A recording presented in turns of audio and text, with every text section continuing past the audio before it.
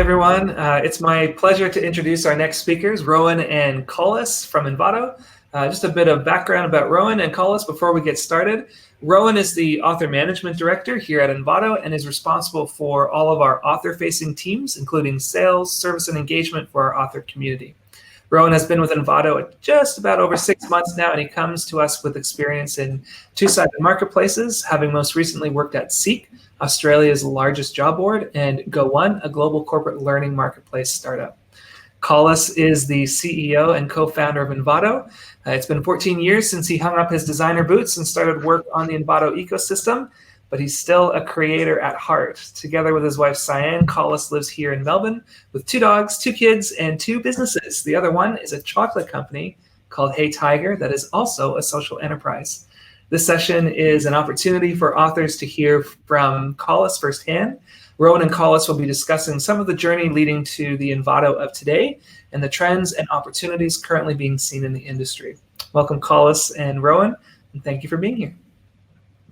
Thank you. Woo! Thank you, James, and hi everyone, and welcome back for this session, which is the Fireside Chat with our co-founder, without the fireplace. But I think, as you know, a month or so ago, we were planning to be in India and Bangladesh in person, and of course, events have taken over. But we're still very pleased to be able to put on an event for the time zone, and it means we could do a couple of things that we couldn't have done normally. And one of these is bringing Collis to the table, who's our co-founder, CEO. It's a real privilege and honor to be able to have you join us for this first worldwide event. Thank you so much for joining us today. Oh, thank you. It's very exciting to be here. I'm quite nervous. There's so many people online. It's like, it's a huge audience. Yes. Well, we'll come to the current environment in a little bit. We've got nearly 400 authors online watching at the moment. Many of them are new to Envato. And I'm wondering, for our new authors, I wonder if you could take us back a little bit to where Envato all began. What are the moments you remember most about the early days? And did you have any idea that it would turn into what Envato is today? So zero idea that it was going to turn into anything particularly big. So we started in 2006, and I was 26, and my wife Cyan was 24. We'd actually just gotten married 3 months before deciding, hey, we should start a startup together. And because at the time, to save up money for going on holidays, we had been selling on iStock, actually. So iStock used to have a little Flash category. And at one point I was like, Sam, we should make some Flash files and we can put them there. And I think we could make a bit of money. We were, both in our early 20s, didn't have a whole lot of anything, let alone money. And so I made Flash files. She did illustrations, and then we did some really bad stock photos, and we uploaded those. And after a little while, we started making like $300-400 a month, and which was like mind blowing. And so that went on for just a few months. We got married, and then we were like, hey, instead of doing that, why don't we create the marketplace? And instead of it being, because we'd been getting I forget the exact rate, but it was much less than 50 cents out of every dollar. And we're like, we could do one which is fairer, which is like by designers, for designers, and could be totally focused on that Flash space. And so, yeah, we launched a marketplace. Took us like 6 months to make, and in a room not that different to this one. It was like the living room of the house we were in. A few months in, though, we got booted out by the landlord and ended up staying in Cyan's parents' house in the basement. So that we could save money and pour it into the business. And yeah, we focused really on Flash, and we decided we would launch it with Flash audio, because you used to have audio in your Flash files. A little bit of video. We used to do like video loops and pixel fonts, because pixel fonts was like important in Flash. Obviously not relevant anymore. Anyhow, so yeah, it was August 2006 that it went live. And obviously in those early days, it had a big Flash and sort of templates focus. And frankly, a big hurdle or a big goal rather for us was just for it to be profitable, for it to be a thing. I don't think either of us and my best friend who joined us shortly later, none of us thought that it was going to be, well, never thought I would be here talking to hundreds of authors. I think we were just like, geez, I hope this website works because like we just spent a lot of months making it. So yeah, it's been kind of staggering, like over 14 years just watching this thing grow. You have to remember, before Envato, I had never worked anywhere for more than 1 year. My most senior job, I was a junior designer. I certainly, the first time I wrote, oh, I'm the CEO of Envato, I was like saying, this sounds so stupid. I'm the CEO of like a tin pot operation. So to go from those early days to today, where there's hundreds of people at Envato and thousands of authors, it's really amazing. I think it's for most people who get the pleasure to join Envato as staff, the kind of session with you on the in the induction program where we get to hear the story. It's one of the highlights. So Envato's clearly evolved over the years. How do you think about the business as it stands today? Yeah, and it really has changed a lot, obviously, from those early days. Like it's interesting when you're in a startup mode, everybody does everything, right? So that's the standard way any startup works. I think it's the way most small businesses work. I'd say it's probably the way most of our authors work. Like whatever needs to be done, you do. So we used to have wheelie bins for all like the paper and stuff in the office, and we like they didn't come to collect the garbage often enough, and so my brother and I we used to like get into the bin and like jump up and down to like smush it down. Like that was part of the job. So from there we've grown now to there's like 600 people working in Envato, and it's people here in Melbourne obviously is about 300. That's our like sort of central operations, but also in Guadalajara and Mexico we have a couple hundred people there, and we have people around the world. And the focus of these 600 people really is on supporting our community. So where we started off really with that sort of by designers for designers, how do we create a platform where people can earn fairly? That's still our ethos. That's still like really fundamentally rooted in the company. But over time, we've also, I think, expanded beyond that, going, well, we don't want to just help our authors succeed. We also want to help customers succeed. Like we want to measure our customer satisfaction and think about, are they happy with what they're seeing? We want to keep an eye on those author earnings for ever since, I'd say, 2011. We've been focused on annual community earnings tracking towards $1 billion. So that's still a really key metric, and author satisfaction in general and how we improve the author experience. But then also staff engagement with 600 people under the collective Envato roof. It's really important, I think, for all of us to think about like, how do we do a great job for our staff? How do we have them share in the profits of the business? And then more recently, we've started thinking about stakeholders. So other people and communities impacted by the business. So we support some charities, but also, just last week, we switched all of our energy providers to be fully green power. So thinking like, what is the impact of Envato in a really like full holistic sort of way? That's kind of the way we think of it as a company. And when I think about the business, the actual business we're in, then really I think about it as sort of three key segments. There's this kind of web code segment. So, Theme Forest, Code Canyon, plugins, mobile app templates, all that kind of thing. And then there's another segment, which I think is sort of a creative assets segment. And it sort of spans everything from audio, video, through to images, presentation templates, like all the kinds of assets you would use for design or multimedia. And then lastly, entering our sort of ecosystem has been the kind of DIY space. So it's things that are made by people who maybe don't know what they're doing. They haven't trained to become some sort of professional creative. And that's been a much more recent part of the business. And obviously there are multiple products in the business that each sort of cater to these different spaces. But very broadly, Envato Market is really huge in web and code, as well as some of the other assets, and Elements is really focused on that creative asset space and Place It on the DIY space. Another lens that I sometimes use to think about the business is kind of the transactions versus subscriptions. So does a customer, I as a customer pay one-off, or do I as a customer subscribe? And that's been a big theme as well. In 2016, we started introducing subscriptions. That was really new to us. Frankly, at first we weren't very good at it. But in the 3 years that we've been working on it, we've gotten way better. And the subscription growth has been kind of phenomenal. I think we published some stats in our annual public impact statement, but last July we had 190,000 subscribers at Envato. Today it's 310,000. We're roughly tracking to double in the year. That said, there is still a huge number of people doing one-to-one transactions, and obviously mostly on markets, also on places. I'd probably call out that the interest right now in one-to-one transactions is particularly important. And people are being a little bit more cautious.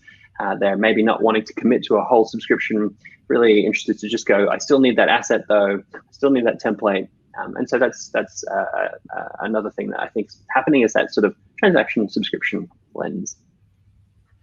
No, absolutely. And we seem to have, I mean, you've talked about the three sets of businesses and that we're facing into. How do you characterize the markets and the customers of each of those businesses? Are they the same? Are they different? How do you think about our offering to each of those? It's a good question. For a while, I think if you go back to the idea behind Envato, so one of the earliest ideas was that when a person's doing a creative project, they don't just need one thing, they need lots of stuff, right? So we started Flash then, and on day one, we had Flash, audio, video, fonts. And that was because a person who was doing a Flash project probably needed a little bit of music, they might need a video loop, and maybe they needed one of those pixel fonts. And so that idea, a little while later, led to us going, hey, why don't we spin out this audio category into its own site? And so we created Audio Jungle. We did it in a hurry because iStock one day announced that they were going to launch audio, and we're like, holy crap, we have to beat them to it. And so the team dropped everything, launched Audio Jungle, and then it turned out to be like 2 years before iStock actually got around to doing it. But back then, when you're small, you're really terrified. Yeah. When you're small, you worry about the big guys a lot. When you become bigger, you start to realize, the big guys, they're always slow. But anyways, so this founding idea that people who need one thing, they need other things, that led us to go Audio Jungle, then into video and themes and code and 3D and photos. And I think that's been a big part of our background. But over time, what we've seen is that there are some differences to the customers. So it's, there's definitely a lot of overlaps, but there's a few different parts. So, and it really started to come to the fore when we started getting into the DIY space. So we really started thinking, hey, we have all this content. There's all these regular people out there. We're selling a lot to kind of professionals, but imagine if we could sell to all the people, like, whoa, then the community earnings would go ballistic, right? Like if we could broaden our scope. And this is sort of like 2014, 15, we really started exploring how do we reach kind of what I call regular people, on account of I was a trained professional designer, but I guess regular people just call themselves people. Anyhow, we started thinking, how do we reach all of those people? And eventually, as I mentioned earlier, we eventually bought a business in Mexico in the form of Placeit. Along the way, though, we experimented with hosting, with a site builder, with a video app in the App Store, all kinds of things. But what we realized through all those experiments was that they were a fundamentally different customer base. So even today, Placeit's customer base is, if there was a Venn diagram, there's an overlap, it's just not very large. So they are a group that I would characterize as people who are working on projects for themselves. They often use tools, so think Animoto in video, or Canva in design. But occasionally you get people who just want something done for them, and that's how we see Placeit. So it's a bit more of a do it for me than a do it for yourself. In our sort of traditional space, what we've noticed is the web and code kind of dynamic is people looking to get a project off the ground often. So there's lots of people who are selling to clients, but there's also that kind of more DIY person who's like, oh, I've heard about WordPress. It's pretty easy. I'm kind of keen to get involved. I'll try buying a theme and seeing if I can get it installed. Obviously, the web and code space heavily centered on WordPress, but we do sell a lot of mobile app templates. We sell a lot of PHP scripts. We sell a lot of other types of CMS templates. But maybe one of the things I would say is most important to understand about the web and code space is that the author and the item really matter. So person who arrives at ThemeForest, they have a much greater sense of brand and author and item than someone who lands on, say, Graphic River.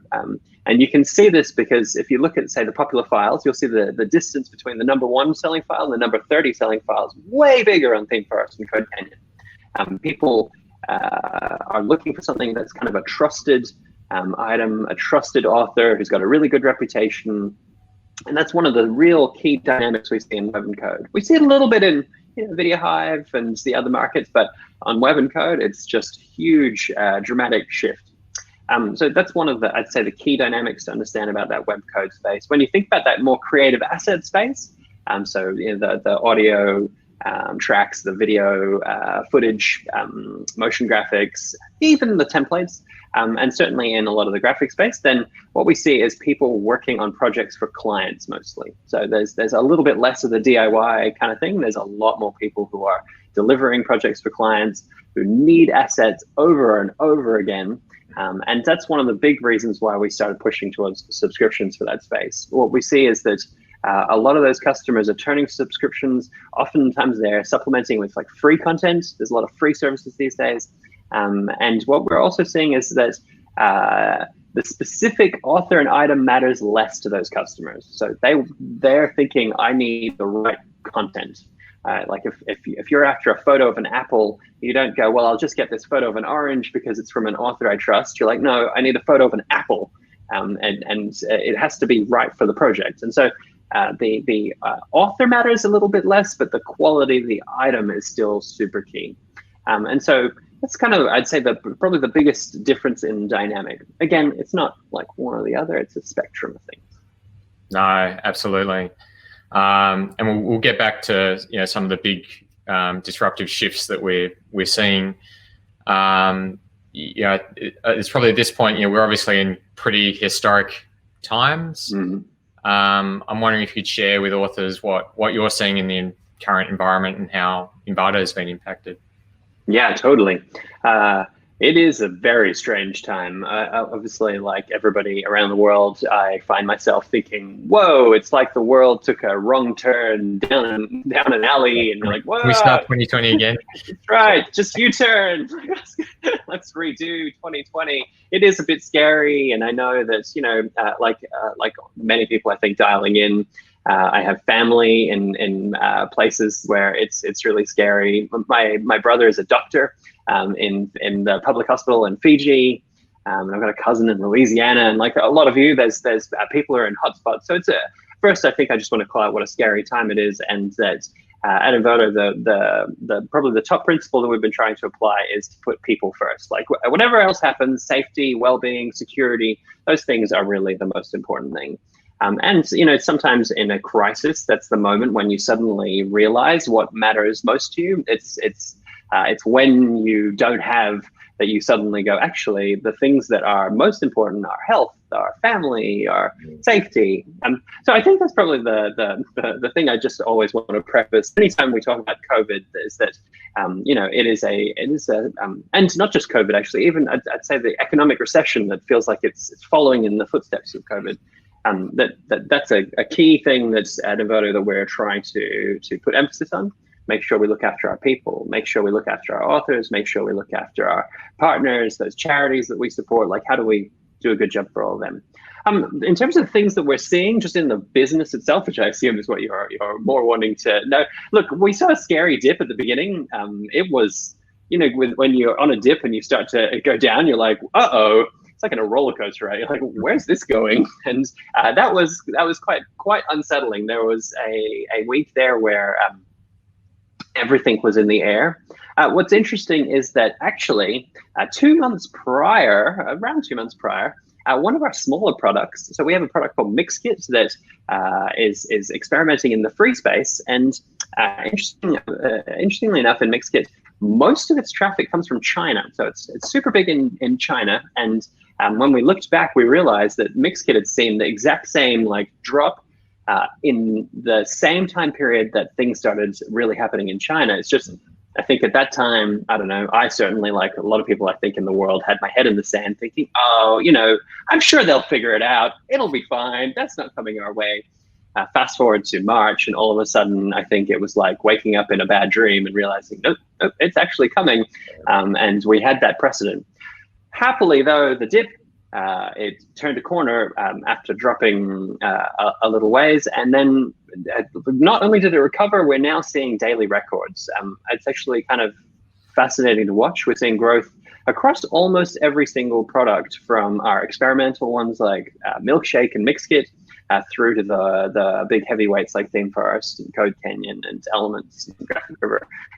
I'd say probably the slowest to return have been Audio Jungle, Graphic River, Video Hive, though they are also cresting their previous highs.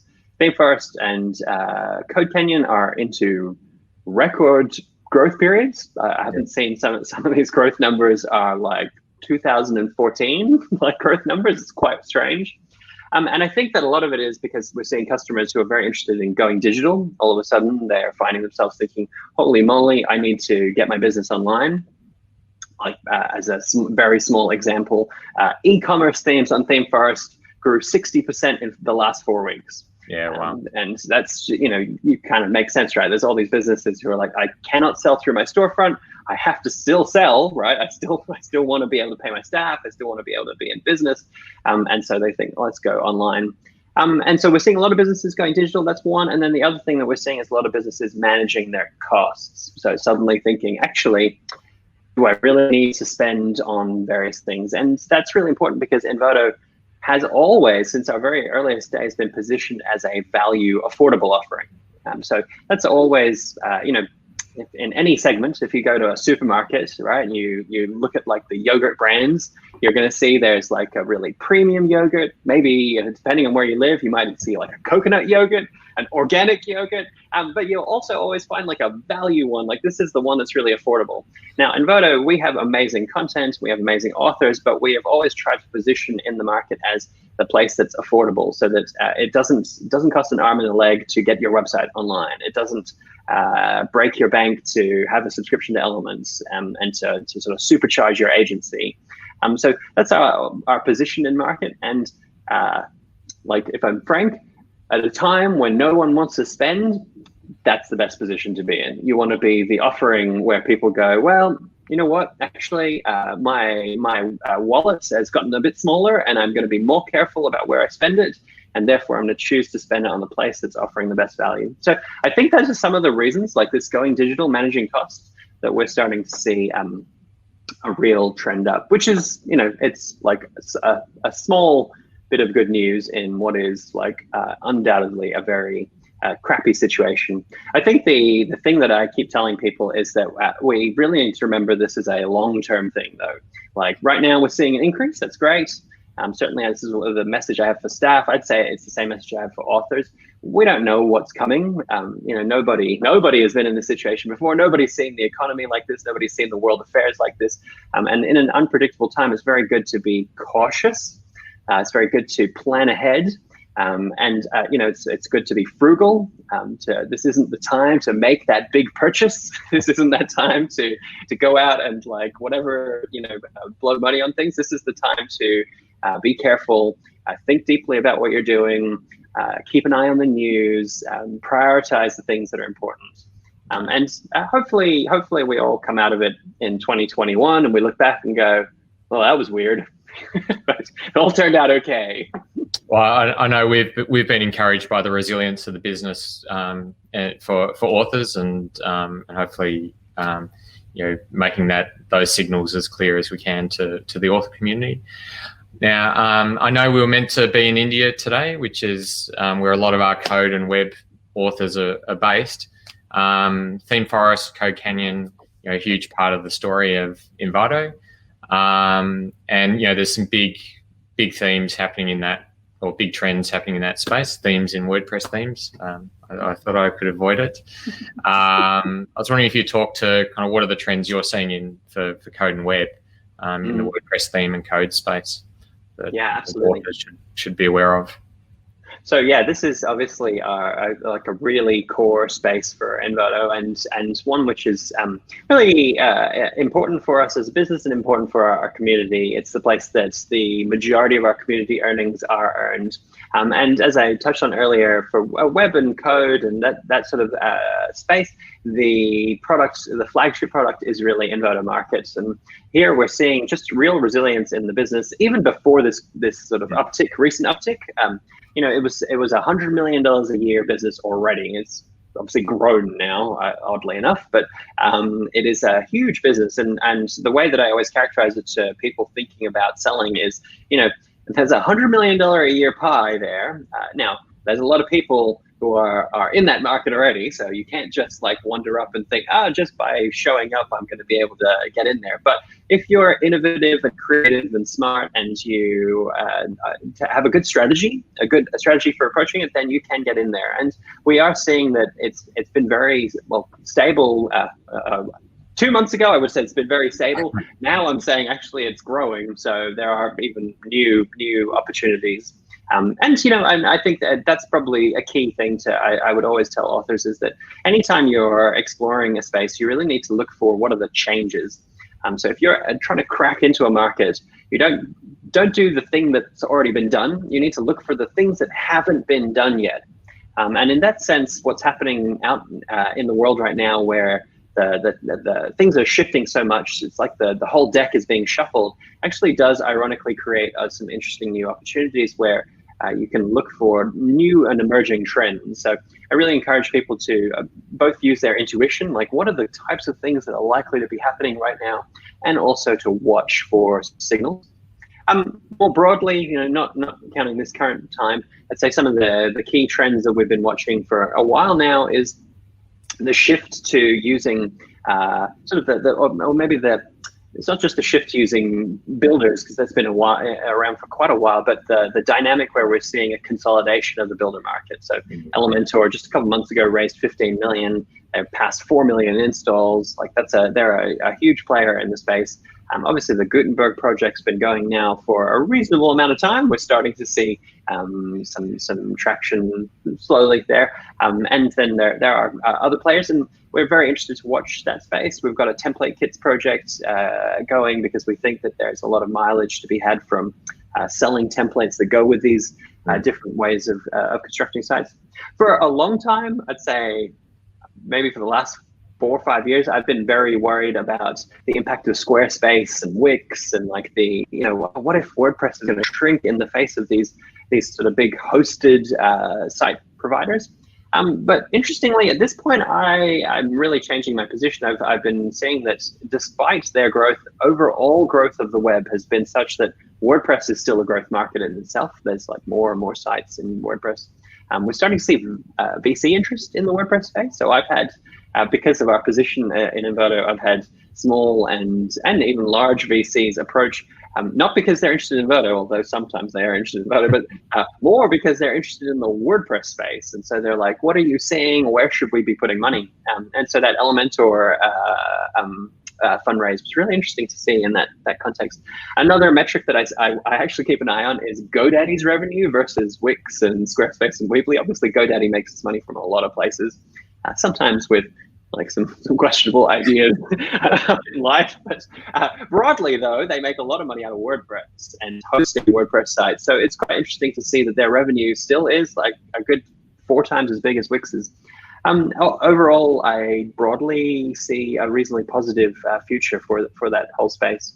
And then meanwhile, over on code, we're just seeing a really, really good traction in mobile. Mobile is like a 6 million a year now marketplace. So the mobile category on CodeCanyon, app templates, that's actually really grown. It's up from 2 million a year this time last year. So it is growing really quickly. And I really encourage authors to think about mobile app templates. We need to do a better job to support that category, but certainly the content itself is still shining through. PHP scripts keeps growing year on year. It's up 60% year on last year. Of course, WordPress plugins. I'd say for this whole space, probably the overarching thing that I always want to tell authors is niches matter. What you're making matters. and brand building and reputation matters. So you really want to find a space that nobody else is in somehow, maybe off the back of a trend that you're seeing, and then occupy that space, build your reputation in it, and win trust of customers, of Google's ranking for your page, all of those kinds of things. Yeah, oh no, that sounds great advice, and gives plenty of areas to look for opportunities for authors. It'd be great to shift gears a little. You mentioned the introduction of Elements 3 or 4 years ago, and the growth that you've seen in that product. There's obviously change happening in code and web, but there's massive change happening in stock, in the creative media asset type, photos, videos, audio, graphics. Wondering if you'd talk to our authors about some of the big trends you're seeing there in that part of the industry. For sure. Look, I think in this creative asset space, first of all, I think it's a really big space. So it's the largest space we're in, actually. There's 3 or 4 billion a year in revenue, not with Envato. We're a small segment of that. But in the broader market, a lot of it is in images, but video and audio are both coming up pretty quick. I'd say probably one of the biggest stories in this space is that usage is climbing really fast, while price is actually coming down over time. So the net effect, I'd say, is the revenue is actually pretty stable. That 3 or 4 billion, it's been the same story for quite a while. The number of customers who are actually using creative assets, though, is bigger than it's ever been before.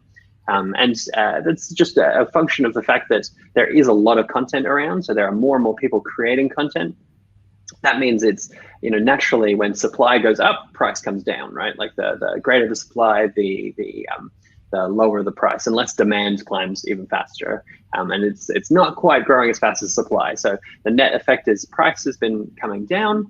And on top of that, there's also the sort of digital delivery trend. So same thing that's happened to probably everybody watching has used Netflix or a Netflix-like offering, or Spotify or a Spotify-like offering.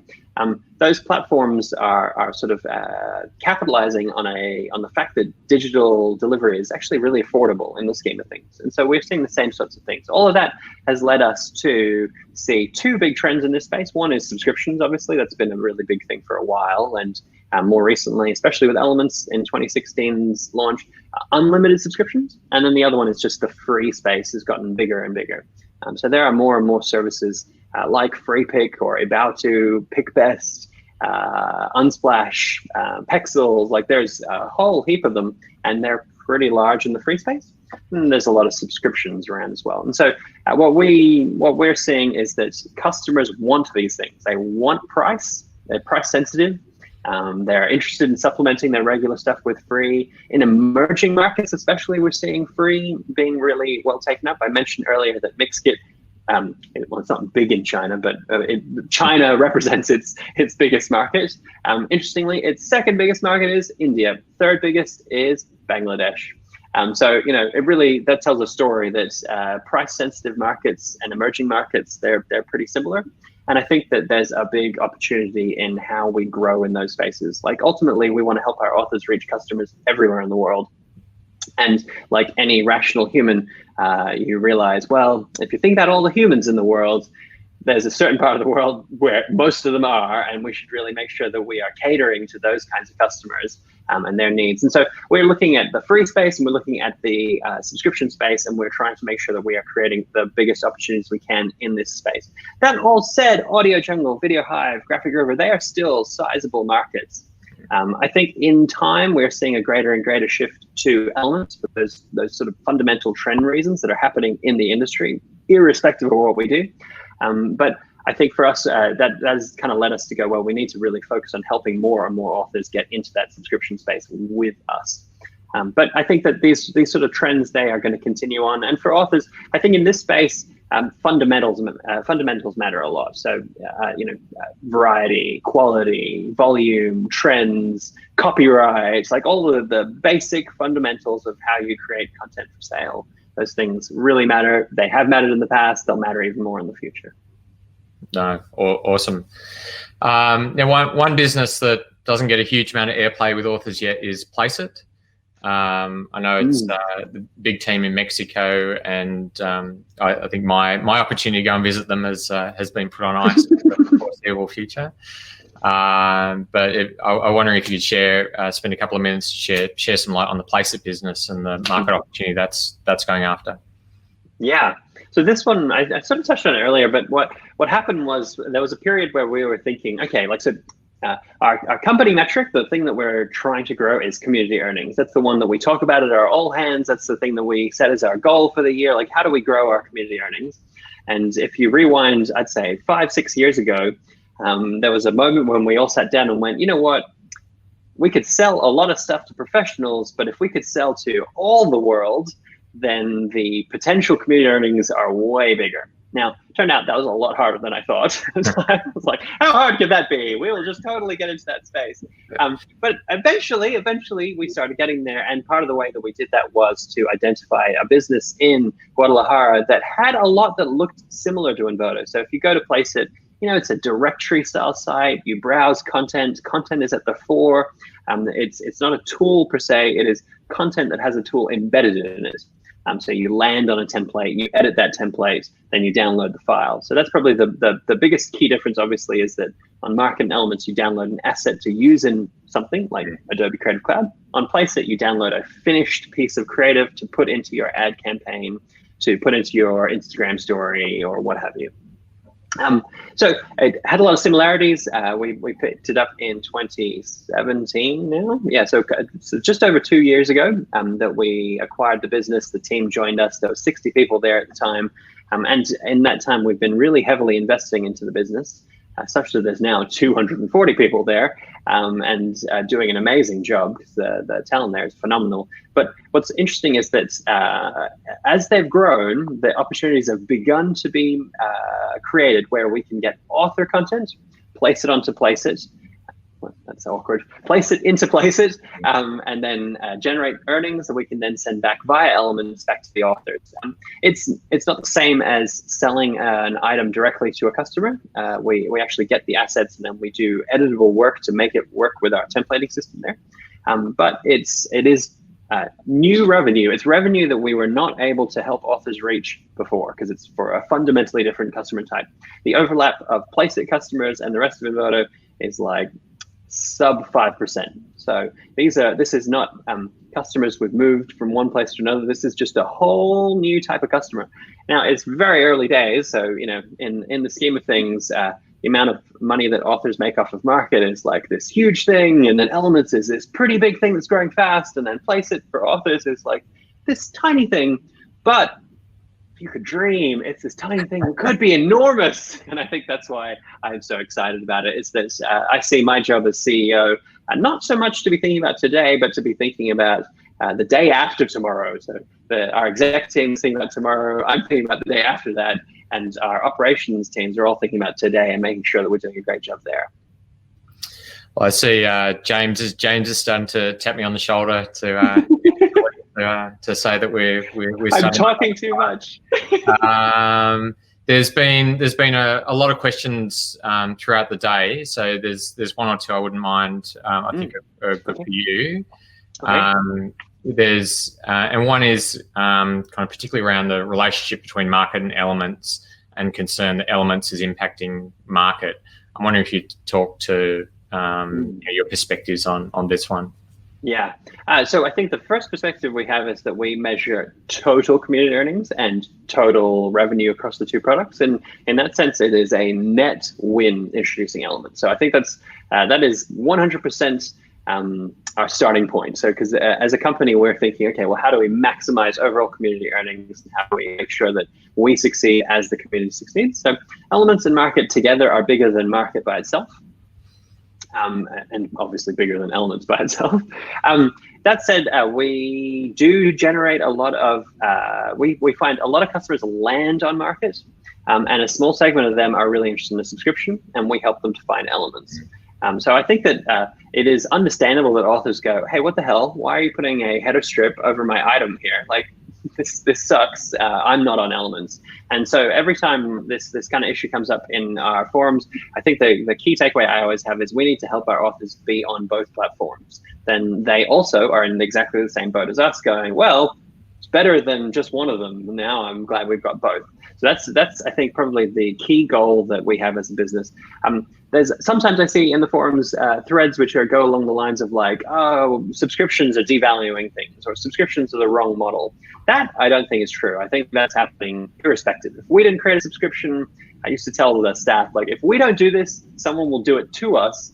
We just don't have any confidence that they will do it in the same kind of manner that has community earnings at its heart. So they'll take a different approach. So we should do it, make sure that the subscription is part of the Envato ecosystem. And I think that now the directive I have for Rohan in particular, actually, I'll tell the community, is to help us get more authors into Elements. As we do that, we will end up in a place where authors have the same mindset as us, like, hey, it doesn't matter to me where the customer lands. All of that said, every piece of analysis we've done suggests that the actual impact on the market is not very significant, that it's quite a small percentage of people. So we've done studies where we looked at what's the impact for affiliates, very minor. We've done studies where we looked at what's the impact for our authors. And again, it's actually not that substantial. Most Elements customers don't come from market. So just to put that in perspective, the minority of customers are coming from market. And on top of that, if you think about market's total customer base, it's like 2 million a year. Elements' subscription base is in the hundreds of thousands. You can sort of see that at the very least, most market customers are still in market. So I think there's just a few key things to remember. That said, I kind of get why it's super annoying. And it's like, I get why it keeps coming up in the forums. And I think what I most want for the business, and it's going to take a while, because there are some substantial fundamental issues and reasons why we haven't just gone, hey, just open the floodgates. But once we solve those things, what I most want is to see authors in that same sort of partnership space that we're in. I think the last thing I'd probably say on this is that we also see customers opt in to Elements or Market based off of the category of content they're most interested in. So we see a lot more web and code customers really interested in Market, and we see a lot more audio, video, graphics, images customers interested in Elements. Yep. That's where especially the kind of high-end customers often go. So every enterprise customer we land ends up at Elements. Yep. And not only do they land at Elements, they buy annual, and they pay up a lot more customer lifetime value that we can then share with our authors. Awesome. Well, we've definitely run out of time. Really like to thank you for joining us today. It's our first online worldwide event. I'm sure the authors have found it super insightful, a great window into Envato and what we're seeing, and hopefully lots of helpful suggestions for our author community. So. It's my pleasure. It's my pleasure. And I think, just a big thank you to our whole author community. Like, at the end of the day, Envato is only successful because we have an amazing author community who makes amazing stuff. Customers wouldn't show up to an empty shelved Envato. They're just like, that's a lovely website. Probably wouldn't get accepted onto ThemeForest, but it's pretty good. No, they're amazing, our authors. A big thank you to our authors. All right. Thanks, everybody. See you later.